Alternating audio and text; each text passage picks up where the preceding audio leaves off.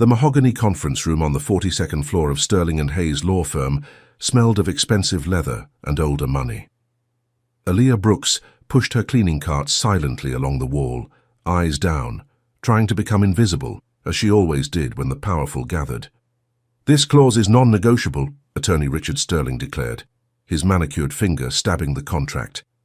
His voice carried that particular arrogance of men who'd never been told no. "My client accepts nothing less than full immunity from—" "Excuse me." Aaliyah's voice was barely a whisper as she reached for an overflowing trash bin near the conference table. Sterling's head snapped toward her. "What are you doing? We're in the middle of a critical negotiation. Get out." I'm sorry, sir. I was told to clean this room by—" "I don't care what you were told." His face reddened. "Do you have any idea how much money is being discussed in this room?" "Of course you don't. You probably can't even spell liability waiver." 12 sets of eyes fixed on her. Aaliyah's hands trembled against the cart handle. At the far end of the table, a man in a charcoal suit hadn't moved. Gabriel Mancini's dark eyes tracked every word, every gesture, every humiliation. His expression remained perfectly still, a predator deciding when to strike. He said nothing. Yet. What happens when a cleaning woman becomes the most powerful person in the room? When a mafia boss decides that respect isn't negotiable? Stay with us, because what Aaliyah Brooks knows, and what she's about to reveal, will change everything. The lawyer thought he was untouchable. He had no idea who was watching and listening. This is a story about invisible people who see everything and the dangerous men who protect them. Let's begin. Aaliyah had learned long ago that invisible women see everything. She'd worked at Sterling & Hayes for 3 years. 3 years of early mornings and aching knees, of scrubbing marble floors in the pre-dawn darkness while Manhattan slept. 3 years of being looked through, spoken around, treated like furniture with a pulse. The money was better than her previous jobs, just barely. Enough to cover rent on her studio in Queens, enough for her mother's medication, enough to keep the lights on. Nothing extra, never anything extra. "You're late," her supervisor, Mrs. Chen, didn't look up from her clipboard when Aaliyah arrived at 5:47 a.m. Again. The subway. "I don't want excuses. The executive floor needs to be perfect by 7. There's a major client coming in, some businessman. They're being very particular." Mrs. Chen's eyes finally lifted, hard and tired. "Don't embarrass me," Aaliyah nodded, swallowing the words she could never say. She pushed her cart to the elevator, pressed 42, and watched the floors climb. At this hour, the building belonged to people like her, the cleaners, the security guards, the invisible infrastructure that made power look effortless. The executive floor always felt different. The carpet was thicker, the silence more expensive. Even the trash cans were designer. She started in the smaller conference rooms, working methodically. Empty coffee cups, abandoned legal pads, the detritus of people who made more in an hour than she made in a month. In conference room C, she found a contract someone had left behind. Her hand hesitated over it. She shouldn't look. She knew better. But the header caught her eye. Mancini Holdings, LLC. Confidential Acquisition Agreement. Her breath caught. She'd heard the name. Everyone in New York had heard the name, whispered in the same tones people used for ghost stories. Gabriel Mancini, the businessman who wasn't just a businessman. The man who owned half the waterfront and everyone looked the other way. Aaliyah's fingers trembled as she reached for the papers. Interesting reading. She spun, nearly knocking over her cleaning solution. He stood in the doorway, tall, broad-shouldered, wearing a suit that probably cost more than her yearly salary. Dark hair swept back from a face that could have been carved from stone. A thin scar traced his left eyebrow. His eyes were the color of espresso, and they missed nothing. "I'm sorry," Aaliyah stammered, stepping back from the table. I'm cleaning. I didn't mean to read confidential documents." His voice was quiet, almost gentle. It made her more nervous than if he'd shouted. "No, sir. Yes, sir. She felt heat flood her face. "I'll go. What's your name?" The question stopped her mid-retreat. "Aaliyah, sir. Aaliyah Brooks." "Aaliyah." He said it slowly, as if testing the weight of it. "Do you know who I am?"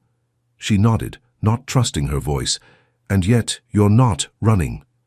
Something that might have been amusement flickered across his features. "Brave or foolish? Just trying to keep my job, sir." He moved closer, and Aaliyah forced herself not to step back. Every instinct screamed danger, but she'd learned that powerful men liked fear. Showing it only made things worse. "This acquisition," he gestured to the contract, "what do you think of it?" I don't understand these things, sir." "You were reading it." "I shouldn't have, I'm sorry." Gabriel tilted his head slightly.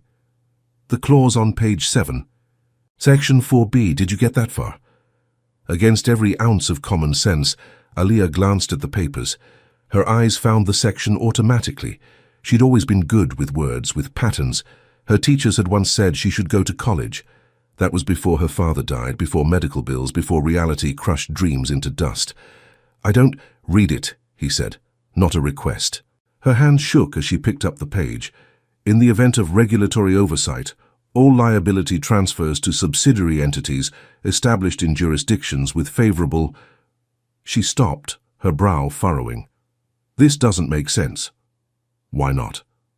"Because Section 2A already established those subsidiaries as independent contractors, not controlled entities. If they're independent, liability can't be transferred. It would violate the corporate veil doctrine." The words left her mouth before she could stop them. Before she could remember, she was just a cleaning woman who wasn't supposed to understand anything. The silence that followed felt like falling. Gabriel Mancini stared at her with an expression she couldn't read. Then, slowly, he smiled. It transformed his entire face, softening the dangerous edges into something almost human. "Interesting," he murmured.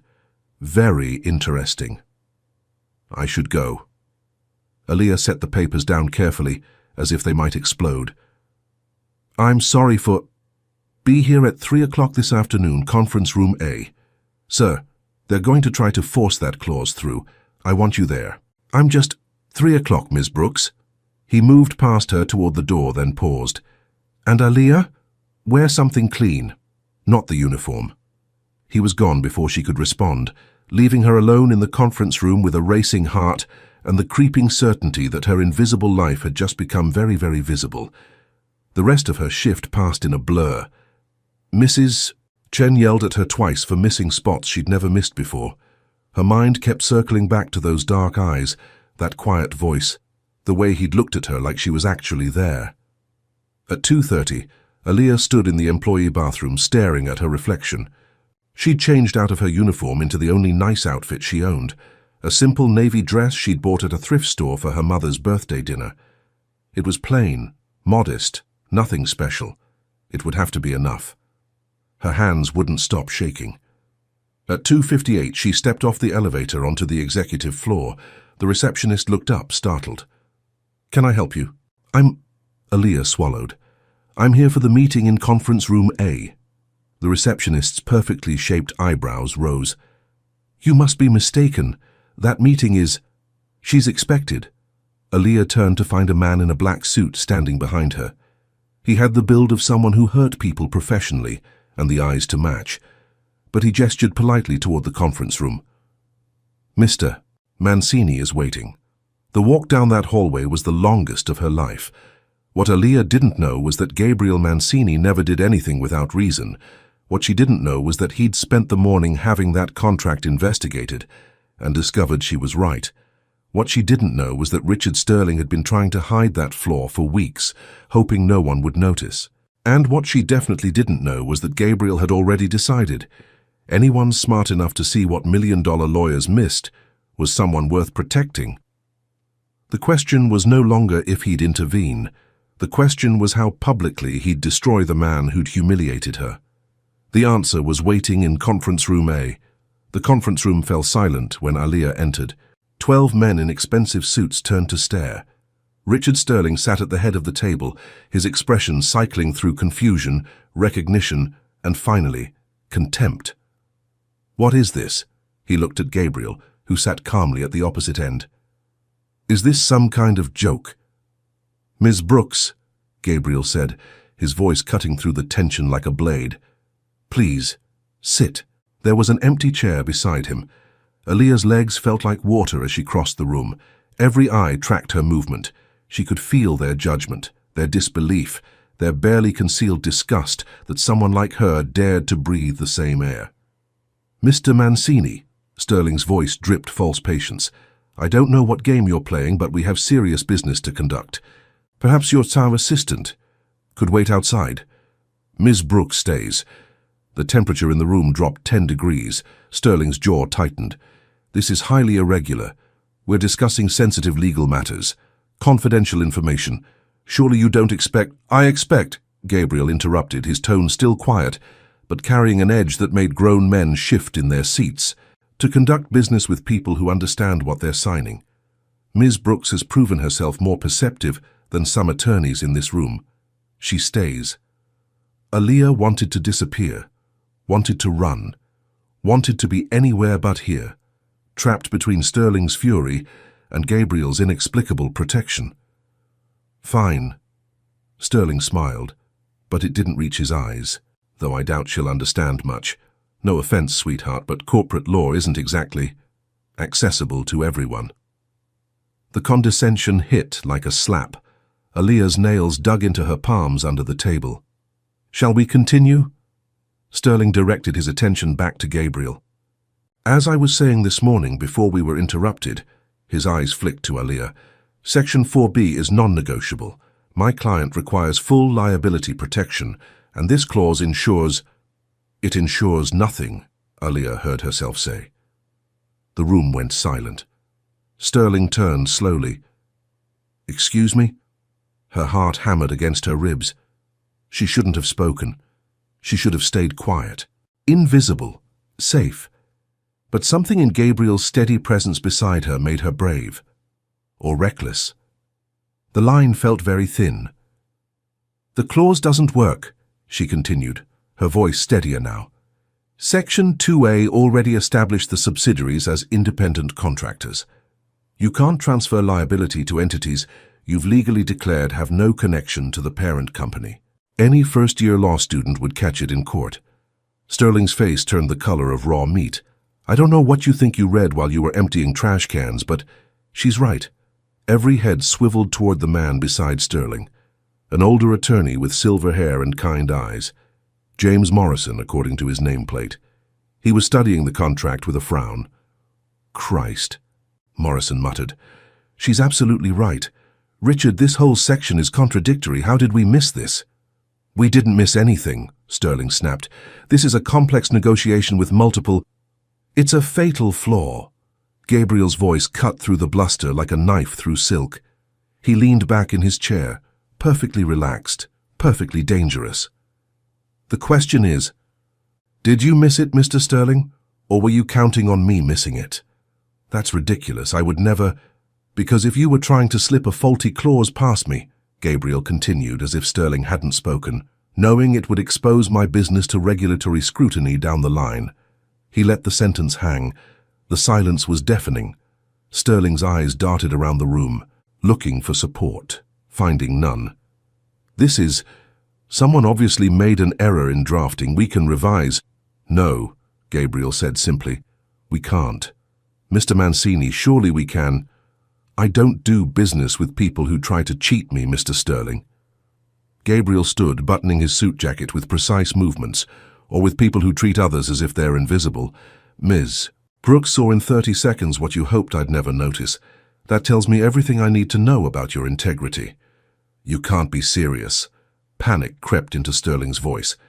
"This deal represents millions of dollars, years of work. You can't just—" "I can, and I am." Gabriel gestured to Aaliyah. "Ms. Brooks." She stood on trembling legs, not understanding what was happening, but knowing somehow her life was changing. As they moved toward the door, Sterling's voice turned vicious. "You're making a mistake, Mancini. All this over some cleaning woman who got lucky? She probably doesn't even have a high school diploma. Gabriel stopped walking. The air in the room crystallized. Aaliyah could feel the shift. The way predators can sense when prey has made its final mistake. Gabriel turned very slowly.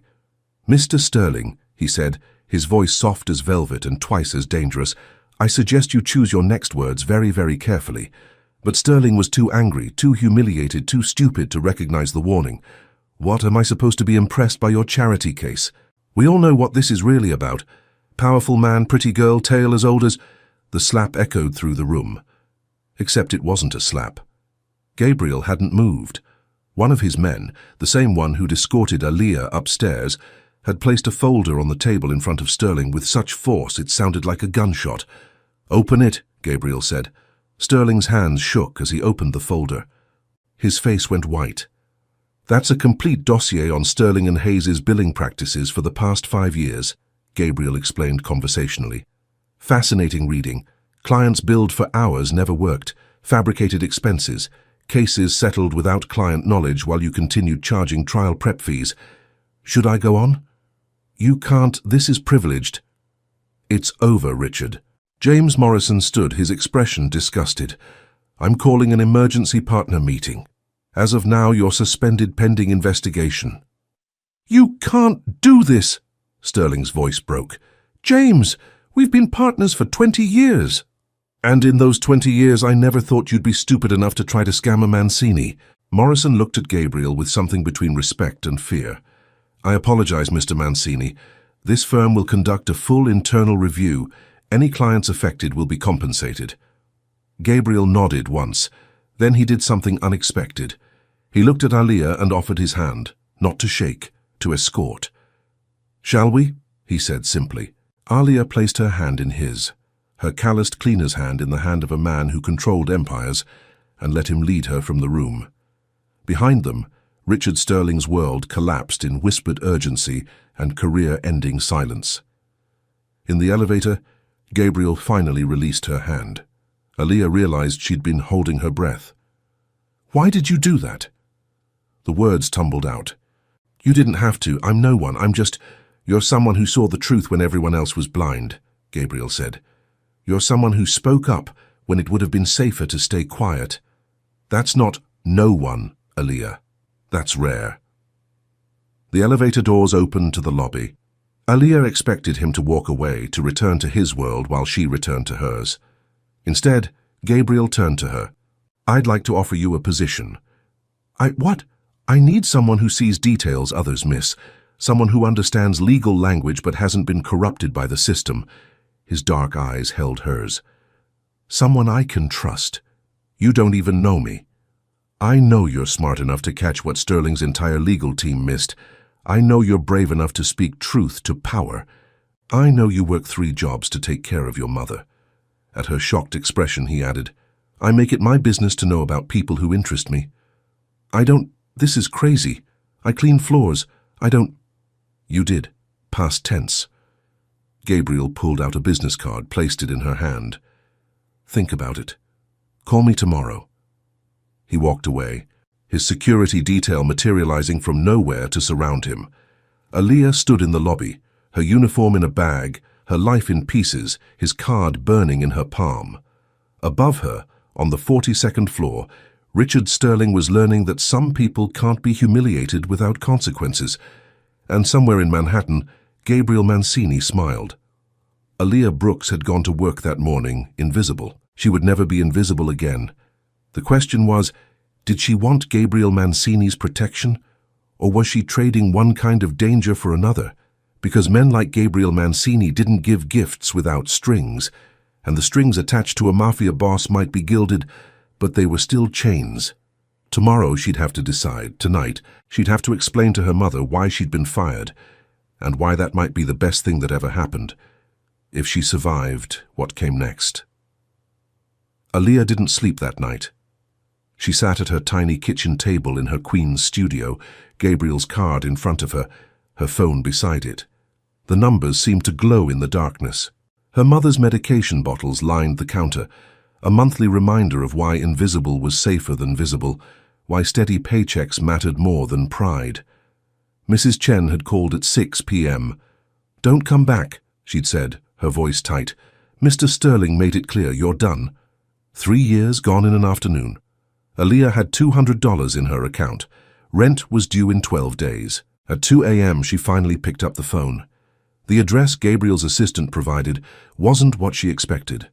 Not an office building or a restaurant, but a Brooklyn warehouse that looked abandoned from the outside. Aaliyah checked the address 3 times before approaching the unmarked door. It opened before she could knock. The same security guard from yesterday, all muscle and quiet menace, gestured her inside without a word.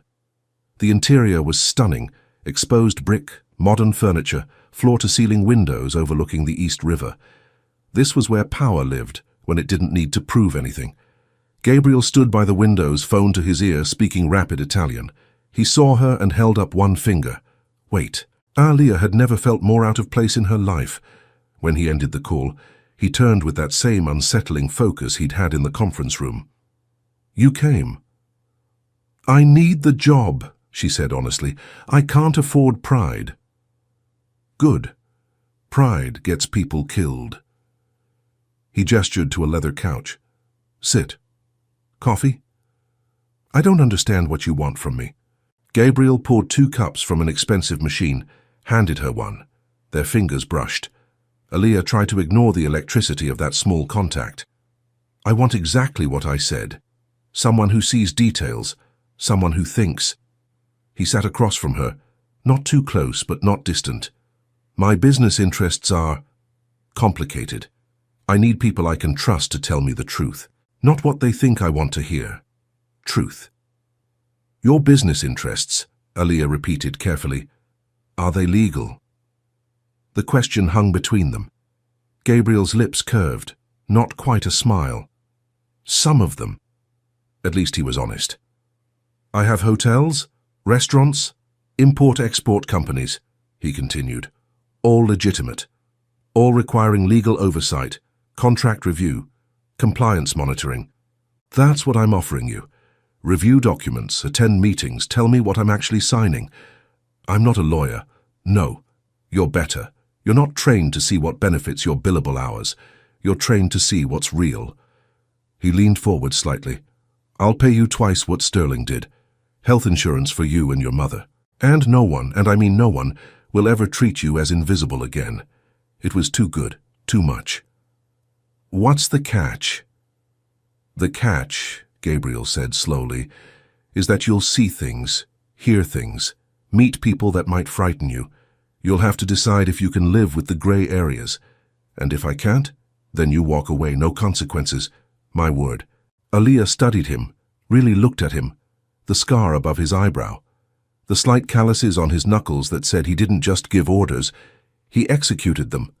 The tiredness around his eyes that spoke of sleepless nights and heavy choices. He was dangerous, probably criminal, definitely someone her mother would tell her to run from. But he'd defended her, destroyed a man for humiliating her, offered her a way out of poverty. "Okay," she heard herself say, "I'll try it."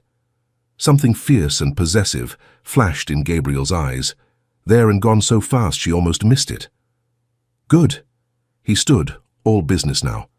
"Marco will give you the paperwork. Start Monday. First assignment, review the acquisition contracts for the Port Authority deal. The lawyers say they're clean. I want your eyes on them. Gabriel, Mr. Mancini. Gabriel is fine when it's just us."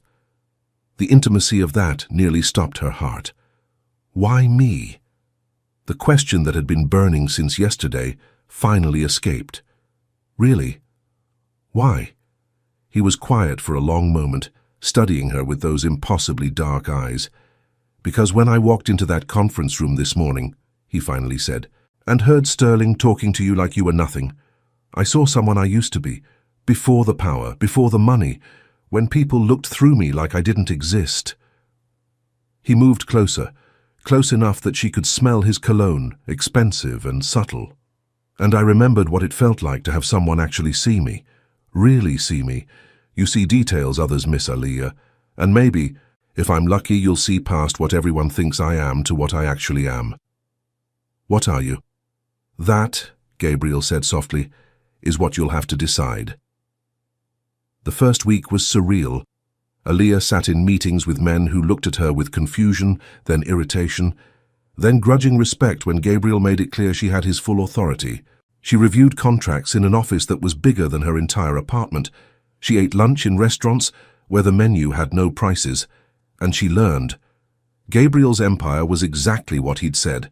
Hotels, restaurants, shipping. But the edges were blurry. Money moved in ways that made her nervous.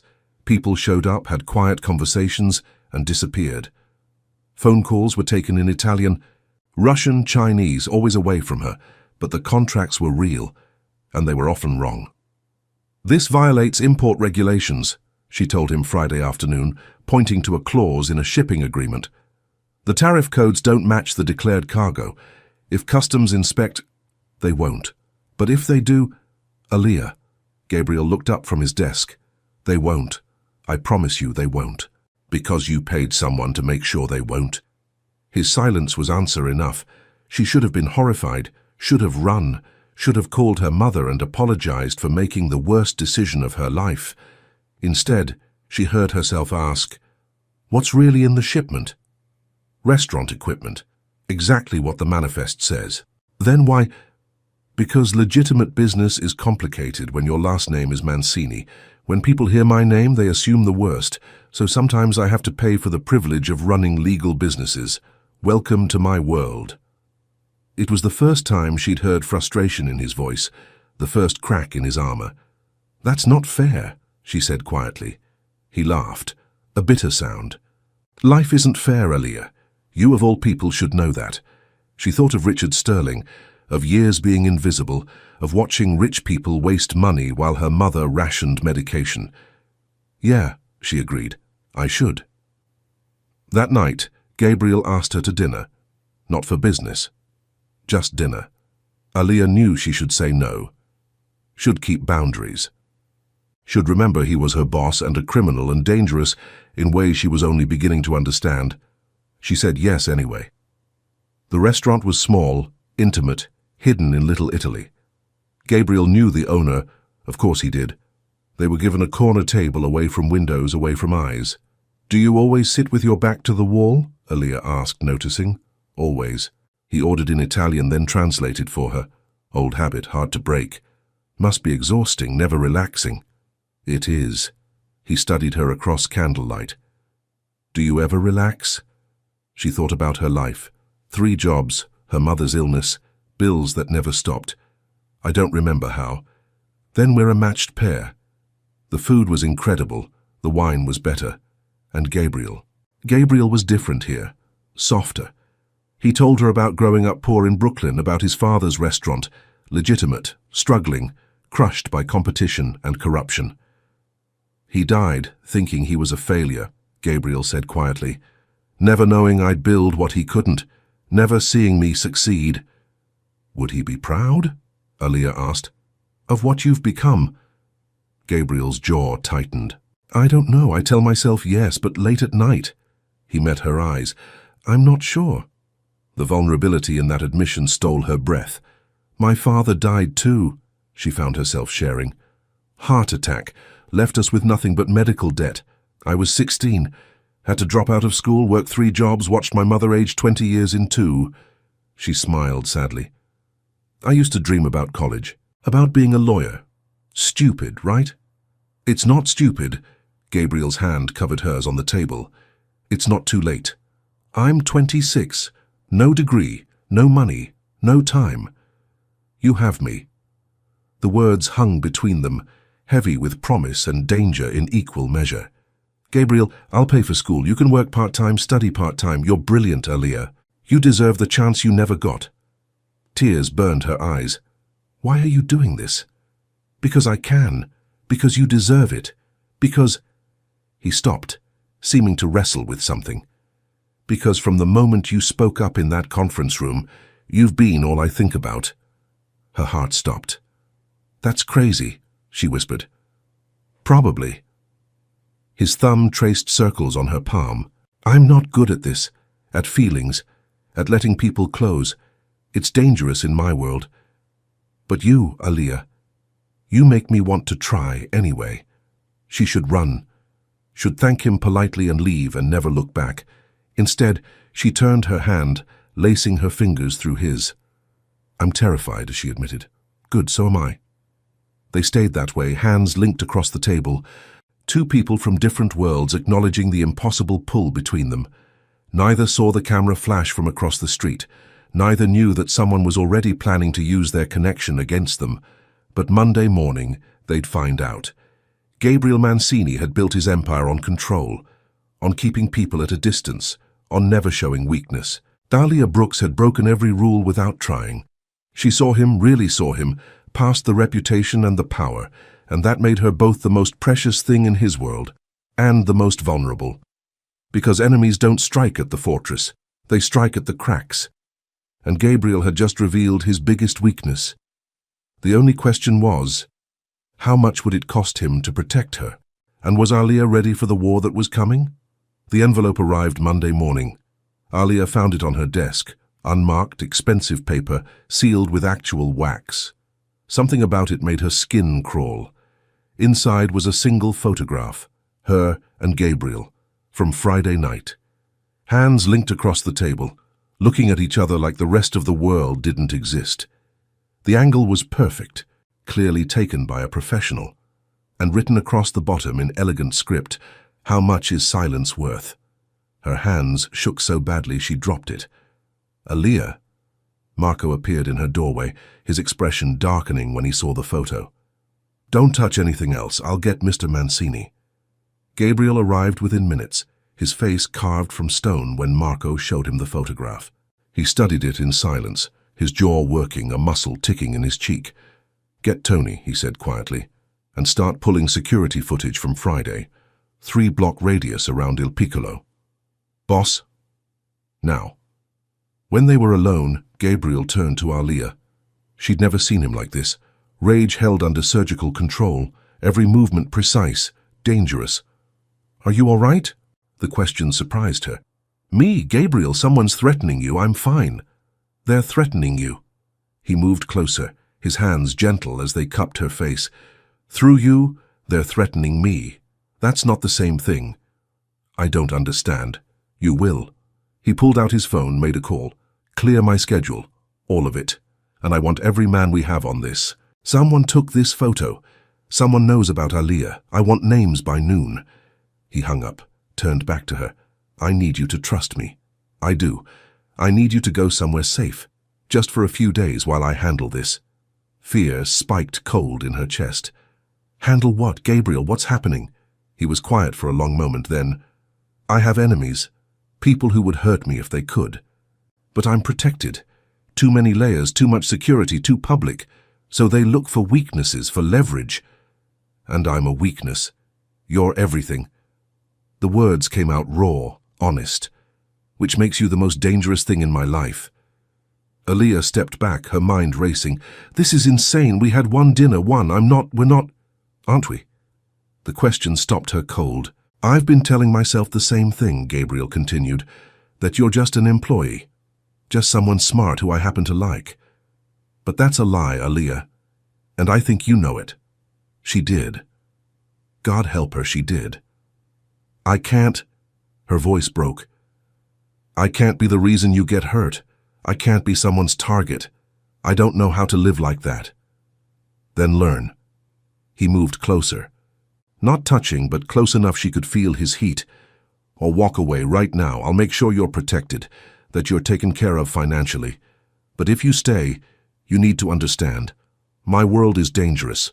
People will use you to get to me, and I will destroy anyone who tries." That's not comforting. It's not supposed to be. It's supposed to be honest. Alia's phone buzzed. Her mother. She glanced at it, then back at Gabriel. "I need to call her back." "Of course." He stepped back, giving her space. "Use my office. It's more private." She walked on shaking legs to his office, closed the door, dialed her mother. "Baby, I've been trying to reach you all weekend." "I'm sorry, Mama. Work's been crazy." "I heard you got a new job. Is it true? Alia Marie Brooks? Please tell me you didn't do anything foolish." "I didn't. I promise. It's complicated." Her mother was quiet for a moment. "Then, is this about that man? The one Mrs. Chen called me about? Said you left Sterling because of some dangerous businessman? Of course Mrs. Chen had called. Of course. Mama, are you in trouble?" "No, I'm safe. I promise. That's not what I asked." Alia closed her eyes. Her mother had been through too much. Worried too much, suffered too much. The thought of adding to that burden made her feel physically ill, but lying felt worse. "I might be," she admitted quietly. "But he's protecting me. Gabriel, Mr. Mancini. He wouldn't let anything happen to me." "Why? Why would some powerful man care about protecting my daughter?" "Because I see him. Because he sees me. Because somehow, impossibly, we matter to each other." "Because I'm valuable to his business," Aaliyah said instead. "I'm good at what I do." Her mother sighed. That particular sigh that meant she knew Aaliyah was lying but was too tired to fight. "Be careful, baby. Men like that. They're used to getting what they want, and when they can't have it, they destroy it. Don't let yourself be destroyed." "I won't. I love you." "I love you too, Mama." She hung up, stared at Gabriel's office, the leather and wood and expensive art, the trappings of a life she'd never imagined touching. When she returned to the main area, Gabriel was in a meeting with 3 men she didn't recognize. They stopped talking when she appeared. "Aaliyah," Gabriel said, "this is Tony, Frank and Sal. They handle security. They're going to make sure you're safe." "I don't need—" "Yes," he interrupted gently. "You do. Non-negotiable." She wanted to argue, wanted to insist she could take care of herself, but the photograph was still on her desk and reality had sharp teeth. "Fine." Gabriel nodded to the men. They filed out. Then he turned to her, his expression softening. "I'm sorry," he said quietly. "This isn't what I wanted for you." "What did you want?" "More time. To do this right. To let you decide without pressure." He moved closer. "I wanted to take you to dinner again. And again. Wanted to learn everything about you slowly. Wanted—" He stopped, jaw tightening. "It doesn't matter what I wanted. What matters is keeping you safe." "From who?" "I don't know yet, but I'll find out." By afternoon they had a name, Vincent Caruso, a rival businessman, using the term loosely, who'd been trying to move into Gabriel's territory for months. The photograph was a message. "I can reach your people. I can hurt what you care about." It was a declaration of war. Gabriel's response was surgical.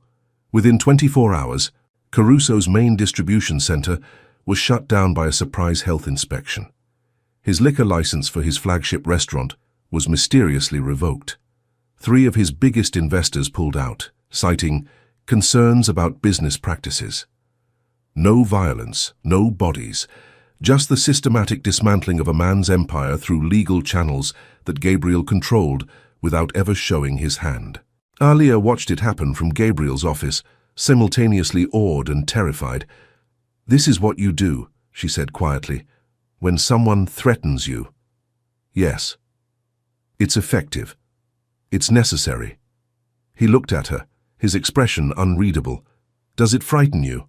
"Yes." "Good. It should. But I'm not running." Something fierce blazed in his eyes. "Why not?" "Because I'm falling for you. Because you make me feel seen. Because you're dangerous, but you've never once made me feel unsafe. Because somehow, impossibly, you feel like home." "Because you kept your word," she said instead. "You said no one would treat me as invisible again, and you meant it, even when it's dangerous for you." Gabriel crossed to her in 3 strides, his hands framing her face with devastating gentleness. "I need you to understand something," he said, his voice low and intense. "I've built everything I have by being careful, by never showing weakness, by keeping people at a distance. But you, Aaliyah, I can't keep you at a distance, and that terrifies me more than any enemy ever could." "Gabriel, let me finish." His thumbs traced her cheekbones. "I don't know what this is between us. I don't have a name for it, but I know that I'd burn down the entire city before I'd let anyone hurt you, and if that makes me a monster, then fine, I'm a monster. But I'm your monster, if you'll have me." Aaliyah's breath caught. This was insane, impossible. She'd known him less than 2 weeks. This didn't happen in real life, except it was happening. "I'm scared," she whispered. "I know. Of you, of this, of everything. I know, but I don't want to run." Gabriel's smile was slow, devastating. "Then don't." He kissed her then, soft, careful. asking permission with every movement. Aaliyah melted into it, into him, into this impossible thing that was growing between them. When they broke apart, both breathing hard, Gabriel rested his forehead against hers. "We're going to have to be careful," he murmured. "I have enemies. You're a target now. We can't—" "I know. But I need you to know. I'm not letting you go. Not now. Not ever. If you want out, you have to say it. Because once we cross this line completely, I'm keeping you." It should have sounded threatening. Instead, it sounded like a promise. "Okay," Aaliyah breathed. "Keep me." Neither of them saw the second photograph being taken. Neither knew that Vincent Caruso wasn't working alone, that he'd partnered with someone much more dangerous, someone with a personal vendetta against Gabriel Mancini, someone who'd been waiting years for the perfect weakness to exploit. And Aaliyah Brooks, brilliant and brave and hopelessly in love with a man she barely knew, was exactly that weakness. The war was just beginning, and the casualties were about to get very, very personal. The call came at 3 a.m. Aaliyah woke to her phone buzzing, Gabriel's name flashing across the screen. She'd fallen asleep in his apartment, in his guest room, despite the pull between them, because Gabriel insisted on doing things right. "Hello? Don't panic." His voice was tight, controlled. "But I need you to listen very carefully." Ice flooded her veins. "What happened?" "They took your mother." The world stopped. "What?" Her voice came out broken, barely human. No, that's not—" "Aaliyah, breathe. Listen to me. She's alive. I've already tracked her location. My men are moving into position now, but I need you to stay exactly where you are. Marco's outside your door. You're safe. My mother— I will get her back. I swear to God, I will get her back. But I need you to trust me." Trust. He was asking for trust while her mother was in the hands of monsters because of her, because of this, because she'd been stupid enough to think she could have something good. "Aaliyah," Gabriel's voice cut through her spiral. "Look at me." She looked up. He was standing in her doorway, phone still to his ear, fully dressed despite the hour. He crossed to her, ended the call, pulled her against his chest. "I will get her back," he repeated, his voice absolutely certain. "I have 20 men moving now. Vincent Caruso made a mistake, a fatal one. He touched what's mine. This is my fault." Tears streamed down her face. If we hadn't, no." Gabriel pulled back enough to look at her, his expression fierce. "This is Caruso's fault, his choice, his mistake. And he's going to learn exactly what happens when someone hurts my family." "Family," Aaliyah repeated numbly. "Yes." His jaw set. "Family. Your mother. You. Both of you are under my protection now, and I protect what's mine." Her phone buzzed. Unknown number, text message. "We have her. Come alone to the address below or she dies. No police, no Mancini. You have 2 hours. An address in Red Hook, Warehouse District." "It's a trap," Gabriel said immediately. "They want you both." "I don't care, that's my mother.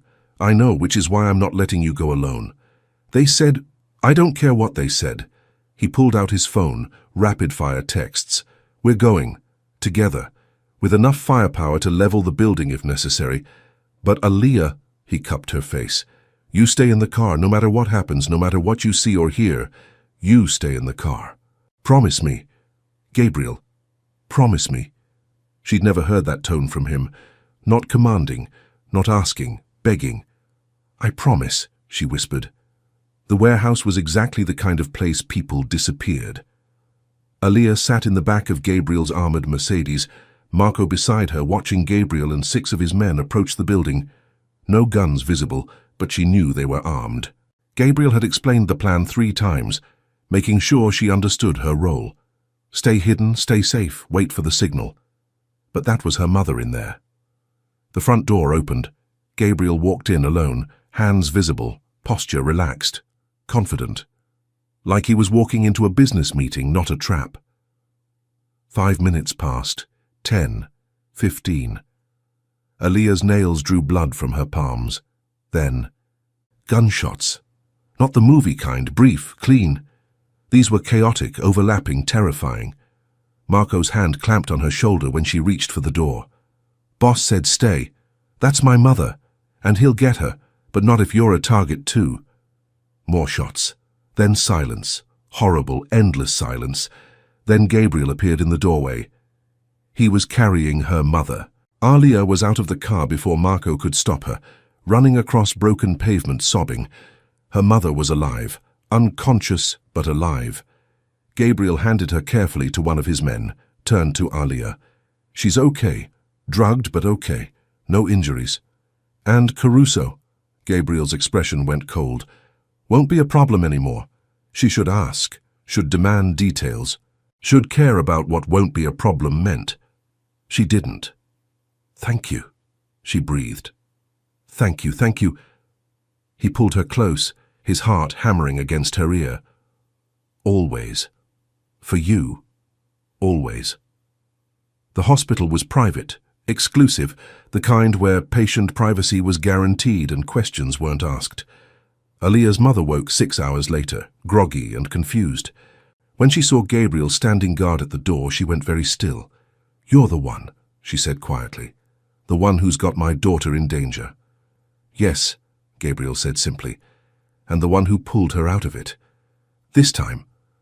Her mother's eyes, so like Alia's, were sharp despite the drugs. What about next time? There won't be a next time. Caruso's operation is dismantled. His partners are scattered. The message has been sent. What message?